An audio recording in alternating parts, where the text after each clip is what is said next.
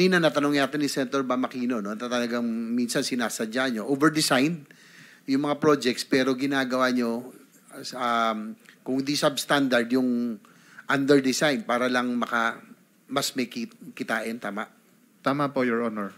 So itong mga again for the record, i-reiterate lang natin, kaya nyo ginawa yung ghost dahil mahirap nang masyadong habulin, no? Dahil doon sa porsyentong nawawala, dahil na tumaas na yung tara, gaya nung sinabi mo nung huli, kaya nangyari itong ghost. Opo, Your Honor. Kailan nagsimula? Instruction po ni boss sa amin yan. Instruction ni Boss Henry? Opo, dahil Your Honor. mataas na, hindi mahabol. Opo, Your Honor. Kailan nagsimula yung ghost projects? 2022? Doon sa inyong distrito? Yung mga proyekto? Sa pagkakatanda ko po, mga ganun po, Your Honor. 2022. Tapos kaya ako tinatanong yung 2 weeks, no? Yung halimbawa, Mr. Chair, kasi pag may nagsingit sa GAA, walang may alam kung ano ang maaprubahan kung ano yung lulusot. Tama, di ba? Hindi mo malalaman. So pag lumusot na yung GAA, pag na-publish na, ang ginagawa nyo, 2 weeks, gagawin nyo yung program of works, estimate, lahat, design, planning, kinonfirm mo kanina, tama, no? Para mapabid ka agad.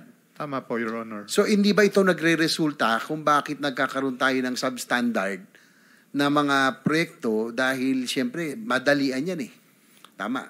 Tama po, Your Honor. Kulang po sa preparation. Kulang sa preparation, 2 weeks So Opo. ito rin ba rason kung bakit yung mga pinakita rin ni Senator Lacson sa kanyang presentation noon na may copy and paste, halos pare-pareho yung specification, halos pare-pareho yung cost, pati yung estimate, lahat pare-pareho. Ito ba nangyayari kasi nga kulang kayo sa oras sa preparasyon? Parang ganun na nga po, Your Honor, kasi parang nagiging meron lang pong pag gantong amount, automatic ito nang gamitin mong plano. Wag mo nang tingnan actual yan para maipabid natin agad yan.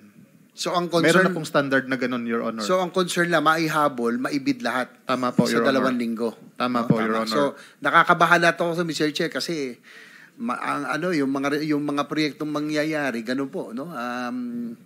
Substandard, mamadaliin lahat, ganito nga, tsaka yung copy-paste na rin. Yung pong pagturo ng proyekto, ganun naging ka-powerful ang district office, na halimbawa po yung contractor, kayo na nagde-decide kung halimbawa, mahaba yung flood control, kayo nagde-decide kung sino ang gagawa ng portions. Your Honor, ang nagde-decide po sa amin yan si Boss Henry. Bigyan ko po kayo ng example. Kunwari may nabid po kami dito sa location A dapat. Nabid siya, then i-implement na po.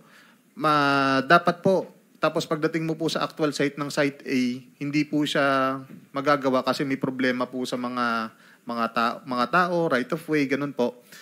Dapat po doon ibabalik po yung pera noon, dapat po ibabalik kasi hindi po may tamang proseso po doon para ilipat po. Hindi po basta JB, again, ituturo lang. with your permission, paki-explain